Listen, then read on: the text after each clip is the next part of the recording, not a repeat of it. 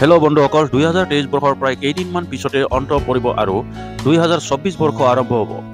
2023 বৰ্ষত অসমীয়াৰ নাগাৰা নাম ছ'চিয়েল মিডিয়াত ভাইৰেল হৈ খলকনিৰ সৃষ্টি কৰা 3জন ব্যক্তিৰ বিষয়ে ক'বলৈ ওলাইছোঁ।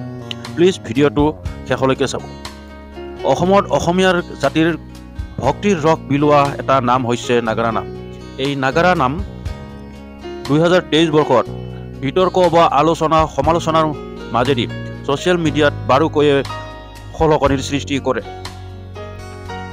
প্ৰথম ব্যক্তি হ'ল সুভাষ নাগ। তেওঁৰ কোনো নিৰ্দিষ্ট এটা গানেৰে ছ'চিয়েল মিডিয়াত ভাইৰেল হোৱা নাই।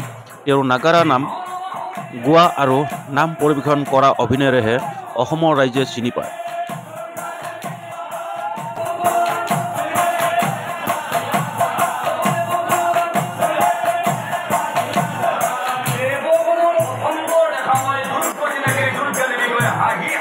দ্বিতীয় ব্যক্তি হৈছে কৰিশ্মা নাথ। তেওঁ নাগাৰা নামৰ এক বিশেষ গানেৰে অৰ্থাৎ পে পে পে গানেৰে ছ'চিয়েল মিডিয়াত বাৰুকৈয়ে ভাইৰেল হৈ পৰে। এই পে পে পে গানেৰে গোটেই অসমবাসী ৰাইজে চিনি পায়। কৰিশ্মা নাথৰ এই পে পে পে গানৰ সহায়ত অসমত নাগাৰা নাম পৰিৱেশন ব্যস্ত হৈ থকাত সহায় কৰিছে। কৰিশ্মা নাথৰ এই গানৰ বিভিন্ন বিতৰ্কৰ সৃষ্টি হৈ পৰিছিল। তথাপিতো সময়ৰ সোঁতত সকলো বিতৰ্ক বিলুপ্ত হৈ পৰিছে আৰু ছোৱালীজনীৰ নাগাৰা নাম পৰিৱেশন বিভিন্ন ঠাইত চলি আছে।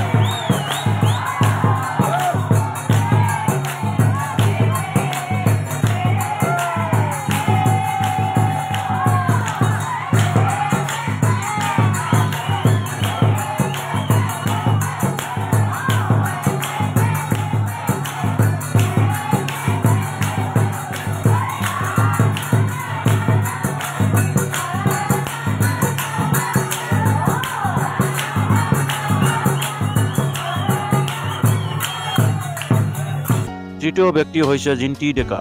তেওঁৰ এক বিশেষ নাম অ চম্পাৰ মাক গানেৰে ছ'চিয়েল মিডিয়াত বাৰুকৈয়ে ভাইৰেল হৈ পৰিছে, যাৰ সহায়ত অসমবাসী ৰাইজে চিনি পায়। জিন্তি ডেকাৰ নাগাৰা নাম ঐ চম্পাৰ মাক গান বৰ্তমান ছ'চিয়েল মিডিয়াত বাৰুকৈয়ে ভাইৰেল হৈ আছে।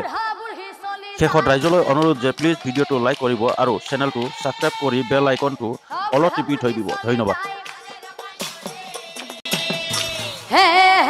ধনাৰ মাক হাঁচত ঢেঁকীৰ